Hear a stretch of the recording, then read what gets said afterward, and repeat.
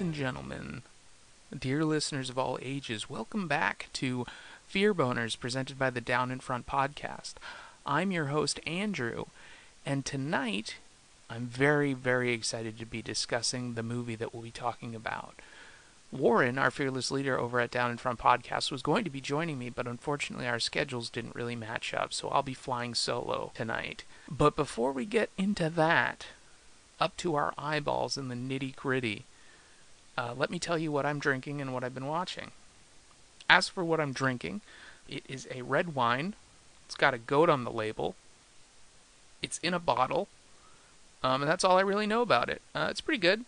It's pretty cheap. Works for me. Does the trick. And for what I've been watching, I just finished watching a few episodes of High School of the Dead. That's an anime that's available on Hulu. It might be on Crunchyroll. I'm not quite sure. But it is a fun, sort of schlocky, zombie, stereotypical adventure with high school kids. Japanese cartoon. It does very heavily include a lot of fan service, which is a bit distracting because the story itself is actually pretty good. They do include a lot of things that you wouldn't really consider in a regular zombie horror movie of the genre. It does kind of have a worldwide view of what would potentially be going on outside of Japan, because the main story itself is taking place in Japan. But we do see a lot of what's happening in other parts of Europe and the US especially. But then there are also a lot of big boobs and butts, which is weird and kind of not my cup of tea. But, you know, as long as you can overlook that and skip that part, it's pretty fun. Yeah, so I guess if you're into anime and you like zombie movies or zombie stories, that's a pretty good one. But yeah, let's get into it. So tonight what we'll be discussing is the recently released A Quiet Place, written, directed, produced by, and starring The Office's own John Krasinski. Now, I wasn't aware of his deep involvement until the credits actually started rolling. Before that, I only thought he was just starring in the film. But honestly, he had a lot on the line. He worked very hard on this movie, and it shows.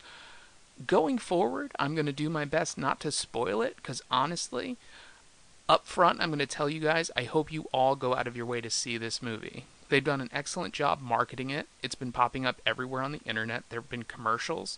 They've been doing a good job for a good reason. This movie is legitimately very enjoyable and very fun. And also, in the long run, very accessible. I don't think you necessarily have to be a super horror hound or horror fan or somebody who picks up on this kind of stuff. Anyone who walked into a movie theater and was curious and was just like, I'll buy a ticket for that movie, would probably enjoy it. It is an interesting horror movie. It's very different, while also being a little formulaic, and at the same time still really enjoyable. Off the bat, if you've seen the trailer, you're going to know that it's all about the fact that they have to be very quiet. And throughout the film, that is an overarching theme. Now, the fact of the matter is they aren't quiet throughout the entire movie. Obviously, you were going to know that. Someone pointed something out to me right before I went into that movie. My friend Maddox, who viewed it with me the other night, said there's going to be a scene where someone has a baby, and then immediately I thought, how the heck are they going to do that without making a sound? Then I got really concerned for that person. Even though it is just a movie, I was like, how is that going to work? That just upped the stakes and made it very difficult and very different, and I was processing it and thinking about it, and then I got very anxious going into the movie because I was like, shit, I don't know what's going to happen. And not right off the bat, but eventually it is established that the mother of the family you were introduced to in the movie is pregnant. Now, how they went about making that baby without making any noises, I don't know. But then constantly your mind is reeling thinking, yeah, but what happens, 8 or 9 months down the line when this baby's ready to come out? How are you going to deal with that without making a sound? Because we all know, if you saw the trailer, or even if you saw the first 5 or 10 minutes of the movie, you can't make a noise. You can't make a sound. Even the smallest sound attracts serious danger bodily harm definitely insured if you make even the slightest peep, which, knowing me, I can't keep my mouth shut. I'm constantly blabbing, talking about this or that, or saying, hey, have you seen this movie, or making one of these podcasts. But the thing is, if we did live in a world where none of us could make sound no matter what, you don't think about it that way. You think, oh yeah, I don't have to talk to people, I could text them, or I don't have to say hi to everybody that I pass on the street. But it's not just that. It's, you stub your foot or something and you just go, ah, damn, that's it. That's all it takes. Right off the bat, this movie does a really good job of introducing you into this world. It tells you how long it's been sort of since whatever went down. A lot of what goes on in this movie, a lot of what we're introduced to, the world that we're introduced to, is extremely vague. We don't know why it is. We don't know what happened to cause this issue or where these things came from.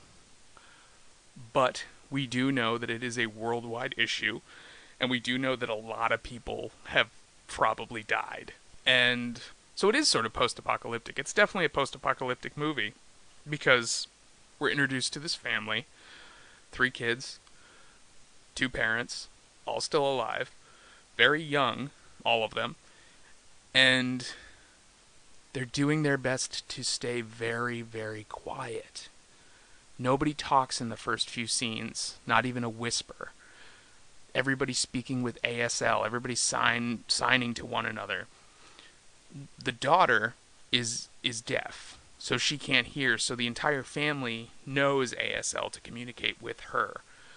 And while that is great for them, that they all know that language and can communicate otherwise, it's sort of difficult because the way that this movie plays with sound is very interesting. Every time that a scene is introduced from the daughter's perspective, the sound disappears entirely. So, just like that scene in Star Wars recently that upset everyone because they were like, oh no, the sound cut out. Oh god, what's happening? Because of course there's going to be sound in the vacuum of space. It is a little off-putting. It does kind of ratchet up the tension, and that's what this movie is all about sound, because you have to be very cognizant of it at all times. And it's a very quiet movie, and it's also a very different experience for the theater viewer as well, because if you're in a theater with a lot of people or a small amount of people, it makes you nervous, and you can kind of hear every crinkling wrapper or every chittering set of teeth, or in my viewing at least, there were a couple people who did that, oh no, don't go in there, or why are you so dumb, don't do that. And they would whisper because they got so nervous, and it was kind of great because you could tell that there were other people in the theater with you who were very nervous, because this movie does a lot of things really well, but one of them, it kind of brings everyone together in this quiet space, because you almost feel like you're with them, because the silence is deafening in a way, because basically you're brought into this world where you're watching a movie, and we're used to movies being loud and boisterous and bright and, all these things going on. Another thing, before I get deeper into this, as I talk about how quiet this film is, that I found very interesting, was apparently Michael Bay was also a producer on this movie. And considering how many explosions have been in his repertoire of movies, it's interesting for him to have been linked to a movie that, for the most part, is a silent movie almost. Now, with that being said, there are scenes where the characters speak audibly. There are scenes where the characters speak in a whisper. There are scenes where some things explode, or there are loud noises, but it's introduced so much later in the film that it's almost, I wouldn't say a jump scare, but you've already acclimated yourself to being in this environment that's so incredibly quiet. It's almost like watching an ASMR video on YouTube. So you're expecting tones like this and sounds like this, and then all of a sudden this happens out of nowhere, and you don't expect it. And it's not a cheap trick. It's very well done. It's very well thought out, and it's very well placed. The pacing of the movie, considering how many movies have come out recently that, in my opinion at least, have had pacing issues, big Hollywood productions that are like overblown and grandiose, enjoyable, but still have very glaring pacing issues, this movie is very well paced. It puts you in a place and in a time with these people, and things progress as well as you would hope they would, or in the direction that you think they would, but nothing necessarily seems out of place timing-wise. So with that being said, in the beginning of the movie, some very drastic things happen. Things, to me at least, from other movies that I've seen, signaled good things. A very, very, very young child dies within the first 5 minutes of the movie. And I'm not saying that's a great thing, but when a movie takes a very daring risk like that, portraying something like that on film, like you see it happen, it just means that the movie's not afraid to crank it up to tell a story. Like, it's not going to sugarcoat it. But at the same time, it doesn't have to be, like, it wasn't incredibly violent. This movie isn't incredibly violent. It's just sort of shocking, but there's no crazy gore. There's a few gory scenes, but it's not over the top. It's not like you're walking into a Saw movie or anything like that. Another thing that I wanted to discuss is the fact that I was really concerned because I was worried that this was going to be another example of a film like It Comes at Night, which was another movie I think came out last year or the year before that I was very excited for because I saw the trailer and it looked really atmospheric and creepy. But at the end of the day, unfortunately, it wasn't bad, but it tried really hard to tell a story where it was insinuating that there was a monster, but really it just wanted to portray that in reality, the true monster is us. We ourselves are the monsters. And it seems very, very bland. It doesn't come across well. While the scenes and the shots in that film are very well done, and the sound is also very well done, it just drags, and the end of that movie is a big bummer. And it is an enjoyable movie, but it just wasn't what I wanted. It wasn't what I needed. When I came out of that theater, I felt shitty.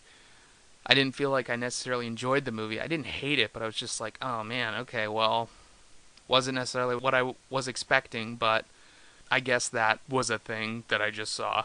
This movie, though, A Quiet Place, was everything that I wanted It Comes at Night to be.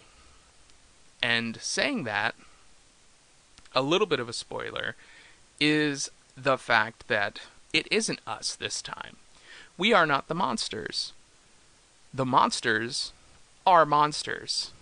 Thank God, right? In this film, the threat that comes from making noise is followed up by a giant, terrifying, unidentifiable, weird, gangly, hideous monster that's going to straight up jack you up and kill you horrendously if you make even the slightest noise. It's great. And they handle it so well in this movie because right off the bat we see a few things that are like, okay, so there's this family, they're walking around, they're being very careful, they're being very cautious, they're trying not to make any noise. But we don't know why. We see papers strewn about the ground that say things like, oh, they're coming, or oh, it's sound, or we don't know how to beat them. Like, there's all these crazy newspapers flying around in the wind that say these headlines. And it builds up this universe where it's obviously a very serious problem, but we don't know what's doing this. And early on, we do see, like I said, the child gets killed pretty terribly, but we don't really see the monster. It's very blurry and it's very fast. So it's like a quick cut that we see it happen because these things move very, very fast. And throughout the film, that's most of what we get is these kind of out of the corner of your eye glimpses of this indescribable lurching creature with exaggerated limbs and terrifying teeth and weird bits and pieces, and we're not quite sure what it is or where it came from. So it's this big, mysterious, Lovecraftian thing. Saying that, again, as I've said in other podcasts, doesn't necessarily mean it has tentacles. Spoilers, it doesn't have tentacles. It wouldn't be better with tentacles. Throughout the movie, we do kind of get the picture unblurred, and by the end of the film, we do get a much better look at this creature. But it is a very, very satisfying view at this monster, because really, for the most part, it is done in CG. I don't know how much traditional effects went into this film, but God, this monster is so cool, and it's so well designed, and it's so well handled. Again, the sound effects, not only what the people do or what happens in their environment, but the monster sounds are so great. And the close-ups and the long shots and the wide angles and the weird angles and the blurred shots of this monster are just so much, like, it ratchets up the tension, because you're like, oh God, what was that? Oh, does it have claws? Does it have teeth? What the hell is that? What is its face doing? Like, does it have a face? It's so good. And I don't think I could have been happier with how it was handled. But let me back up a little bit, because I just basically monstered my way through the entire movie. We're introduced to a cute little family, and they're alive somehow, which we aren't really explained as to why they were so well prepared or how they got to where they got to, but they survived nonetheless to give us this movie. There are a few rules set early on that are very strict, that kind of get bent later on in the movie, whereas sounds are a little bit more taboo in the early parts of the film. Then it kind of flexes at the end, and they're kind of communicating and they're kind of talking, and it's not like crazy yelling and crazy, it's not like over the top, but it's interesting to see how set up they are, because basically what happens is we see them in the beginning of the film, and it's about 90 days into the incident or whatever, the release of the monsters on the world, and the world's already, so it's 90 days after either, we don't know what it's 90 days after, actually. I can't speak to it. I don't know if it's 90 days after the monsters showed up or 90 days after the end of the world. But then there's a jump that's about a year later. And so at that point, they're almost 400 and some days into whatever this is. And they seem to be doing fine. They're living on this, farm, and they have this whole setup where they're not making any noise and they're not talking, but they're still living sort of normal lives. But then we see, yes, the mother is pregnant, and the father is working very hard to try and build a hearing aid for his deaf daughter that will actually allow her to regain even the slightest bit of hearing. So in a world where it would be very, very beneficial to hear what's going on around you, especially if there's these things lurking everywhere, it's a very daunting task. We don't know why he has a background in electronics or how he managed to have the ability to build these hearing aids, but it's an interesting part of the story, especially the relationship between the father and daughter is very heavy part of the film. But it's interesting because there are a few parts of the film that feel a little out of place. And by that I mean there's several parts of the film where we see people just walking around barefoot almost all the time. And we never really get told what part of the world they live in, or it's clearly America, but we don't know what part of the US they're in. But I don't think it's a part where you would get away with walking around barefoot all the time. I know that's a little weird nitpicky thing to pick up on, but I was like, well, yeah, but what if you get a cold day? God, if you were walking around with bare feet and, even 40-degree weather, that would suck. Things like that kind of stuck out to me, but also, at the same time, the other side of the coin could be, maybe that's how desperate they are. Maybe at this point it's very obvious that these folks are very scared of whatever could come for them or whatever could potentially happen, so maybe they don't mind getting a cold and or the flu to bother walking barefoot through the snow. Which, after seeing that movie, I don't blame them. But it is kind of still weird to me. There are also parts where it slowly reintroduces us to dialogue, because at first I thought, oh wow, this whole movie's going to be in ASL, which was interesting. But then there are scenes where folks talk to each other, and it's nice because it almost seems like more important that they're speaking in those scenes, but then it eventually just kind of becomes the norm, and obviously there's scenes where they're panicked and they just need to communicate through speech, which is fine. But especially with a very heavy first half of the film that's very silent, it just kind of stuck out to me.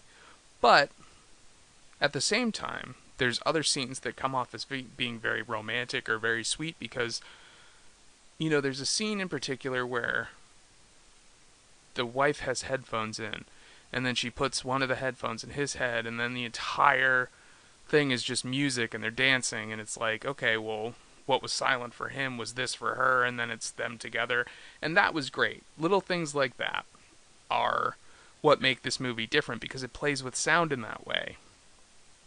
And I feel like working on this film, one of the best positions probably would have been the Foley artist, who actually had to go back and re-record sounds, or the sound editing, anything like that. Just taking into consideration what certain things sounded like. And there's a lot of the movie where I don't even know how they manage, but there's these trails of sand that are apparently supposed to negate sound as they step around, even in the woods and stuff like that. But at the end of the day, it is a little distracting, because how much sand do they have? Where do they get all this sand? Why are they walking on it all the time? And it also sort of points out the fact that throughout the house and other buildings that they've encountered, all the doors are open all the time. Now, I understand that a door swinging open and closing, and especially in the old house they're in, is probably extremely creaky. But I don't think that closing a door would be that big of a deal if you were careful about it.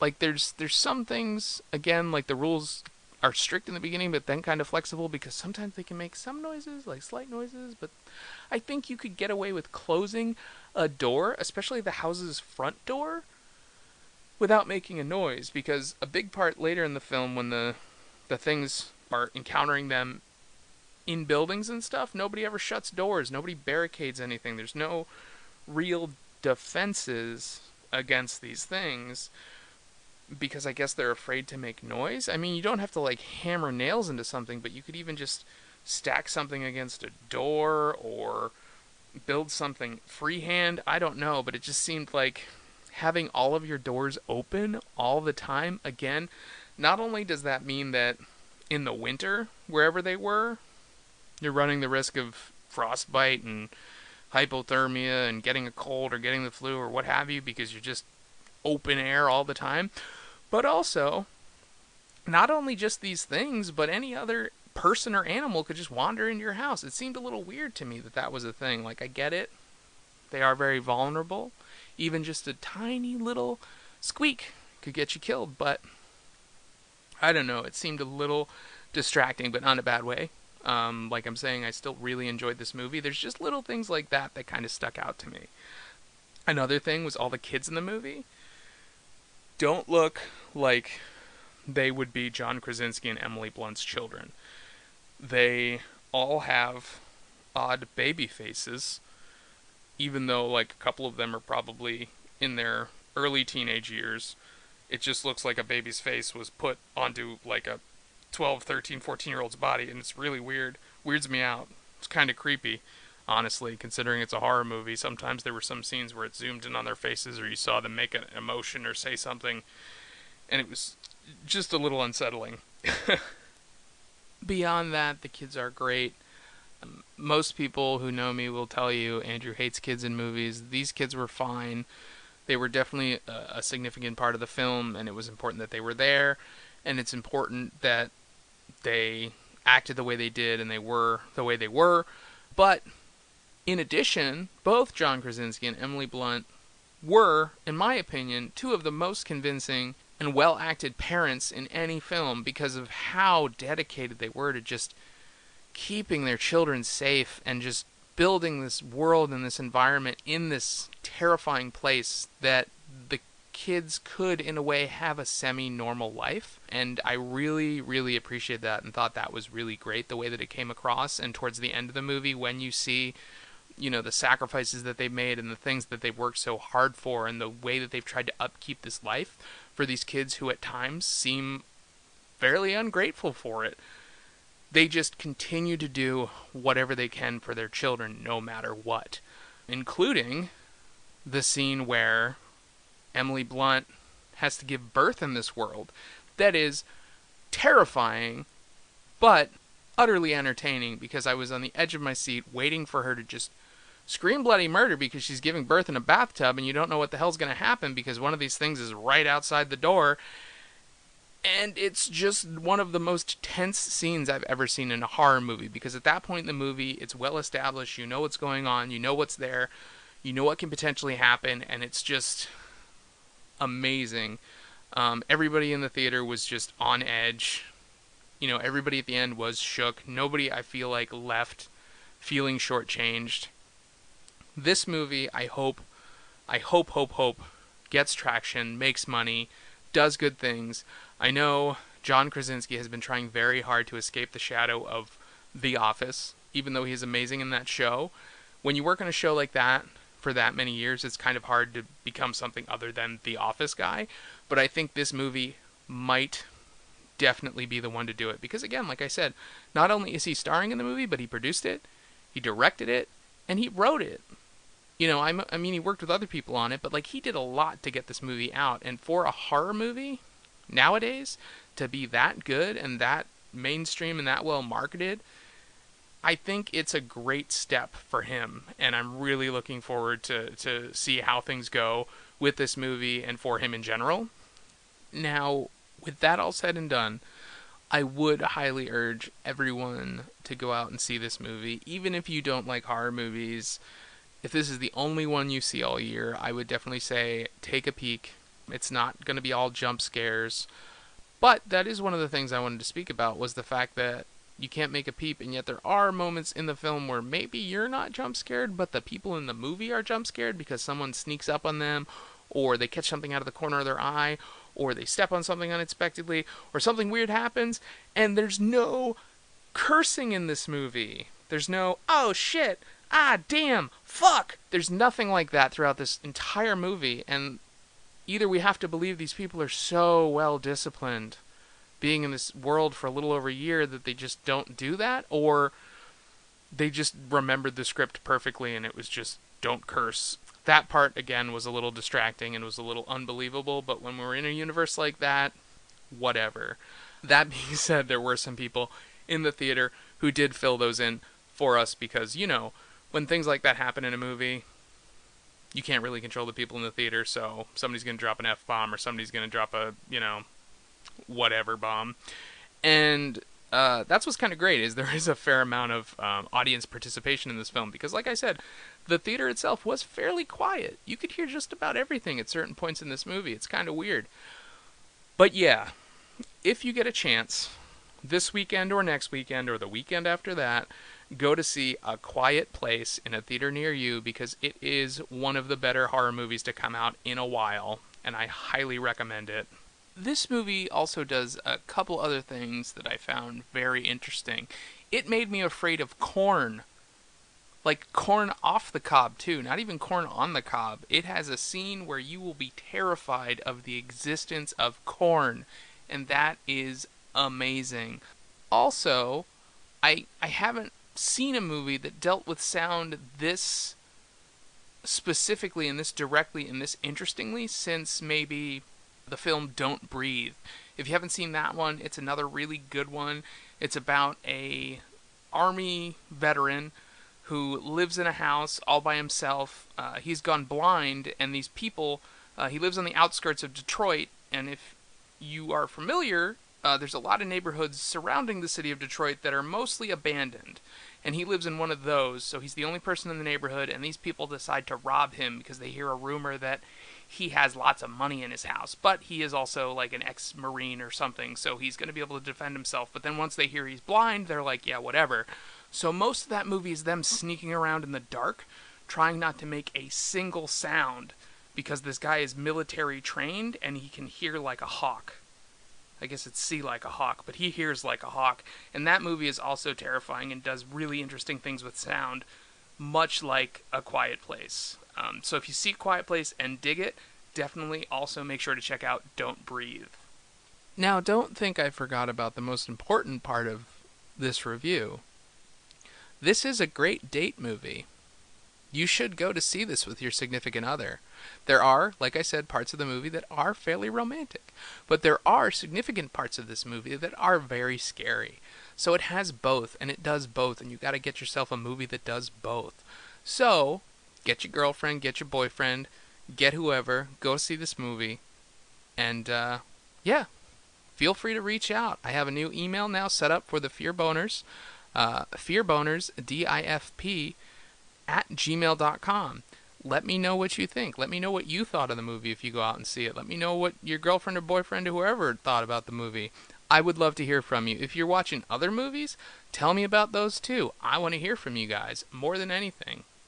Especially if you were listening to the episode. Tell me what you think. And dear listeners, if you did enjoy what you heard, you can find out more about what we're making and what we're doing on a regular basis. You can check out our website at downinfrontpodcast.com. We're also on Facebook at facebook.com/downinfrontpodcast.